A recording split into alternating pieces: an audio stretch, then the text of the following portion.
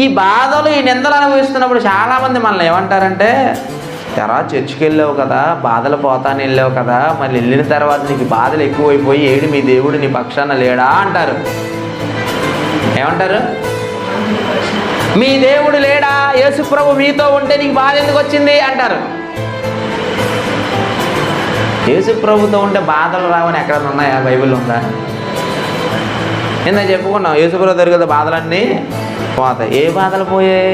అప్పుడు వరకున్న బాధలు పోయాయి, పాపాలు కడిగేశాడు.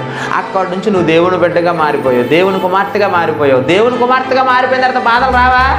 తిమోతికి రాసిన 2వ పత్రిక 3వ అధ్యాయం 12వ వచనం, క్రీస్తు యేసునందు సద్భక్తితో బ్రతుకును ఉద్దేశించిన వారందరూ లాటరీ తగుళ్ళు అన్నాడా? ఏమన్నాడు? మీకు పొగడతలే పొగడతలు, గారిలే గారులు, బూరులే బూరులు యేసు ప్రభులో